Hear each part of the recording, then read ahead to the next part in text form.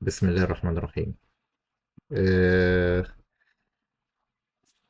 بس يعني بعد ما احنا عملنا الحلقة الأولانية اللي هي المفروض إننا كنا بنشوف السك هو إيه المفروض السك هي زي ما أنت شايف كولكت لوجز وتريسز، واللي هو بيعمل مونيتور الأبليكيشنز وبيقدر يعمل هانت علشان يقدر يوفر بيوفر كمان داشبورد ليك، بحيث إن أنت تقعدش تعمل زي زمان كنا بنقعد مثلا علشان تقدر تشوف الحتة بتاعت اللوجز دي.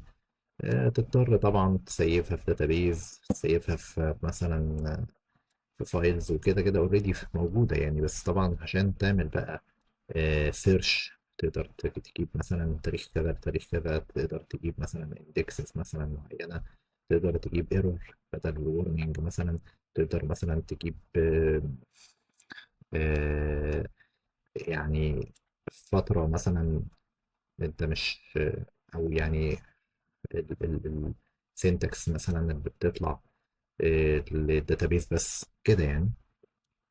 فدوت كله زي ما تشوف طبعا عشان احنا المرة اللي فاتت احنا كنا وقفنا في الموضوع. طبعا احنا كنا شرحنا لغاية لما طبعا بتعمل configuration للسيري لوج، وتقدر وقدرنا نعمل في الاب سيتنج نحط مثلا الجيسون. وبعدين شرحنا كده حاجة بسرعة ميثود صغيرة ان هو المفروض وانت بتعمل اصلا لوج تعمل لوج ازاي، ومش كل حاجة تعمل فيها لوج، ومش كل سطر هتعمل فيه لوج، لا ده انت بتعمل لوج على حاجات تعمل فيها تشيك على حاجات انت اوريدي بتبقى فاهم ان هي ممكن تعمل تعمل ايشو، او تبقى مشكلة عند الكلاينت او مشكلة عند او في السيستم بتاعك. وده طبعا بي بيوقف الموضوع، بحيث ان احنا يكون يعني آه، مش عارفين برضو هو فين اللوجرز وفين الحاجات دي. طيب، باختصار شديد احنا كده احنا ممكن احنا عشان ننزل السيك طبعا في حاجة في هتدخل على سيك اصلا. ممكن حتى انا كده كده كاتب لكم يعني في الديسكريبشن، تدخل على داونلودز وتنزل السيك ويندوز. طبعا لو انت عايز تشتغل على الدوكر دي، خلينا في الحلقة اللي بعدها هنقول ازاي بعد كده لما نشرح برضو الاليستيك سيرش والكيبانا والحاجات دي هنقدر يعني هوريكم بقى الدوكر بقى ازاي اصلا تنزل الحاجات دي وتقدر تشغله على سيك. مش تحتاج طبعا تنزل سنة يعني، هقول لكم برضو سواء اللي منكم ما اشتغلش دوكر برضو لازم يعرف ان الدوكر برضو من الحاجات المهمة جدا اللي انت لازم تبقى عارفها. طيب احنا يعتبر نزلت السيك وكده اوريدي سيت اب عندك وكده. طيب انت محتاج ايه علشان تبقى شايف كل الحاجات ديت؟ انت لو انت فاكر هتلاقي في حاجة اسمها الاي بي اي كي. طيب الاي بي اي كي دي عبارة عن ايه؟ هو كده كده اوريدي السيك هيدخل عندك على 5 3 4 1 ده لازم، وهيبريفيرد هيقول لك هيطلب منك باسورد يعني. فانت اوريدي هتكري الباسورد، تمام، وهتدخل عادي في السيك يعني.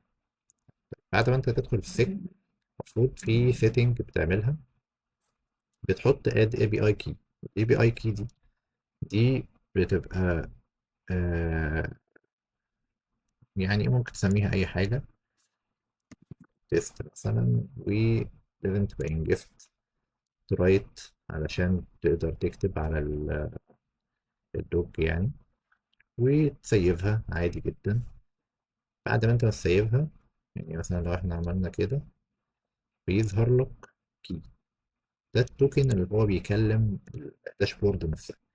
انت بتاخده تروح حاطط الكي ده هنا كده. فديت الاي بي اي كي تحطها هنا، ودوت هو المفروض ان انت اللي بيحصل بعد كده ان احنا يعني آه، خلاص يعني عملت اي بي اي كي. تمام.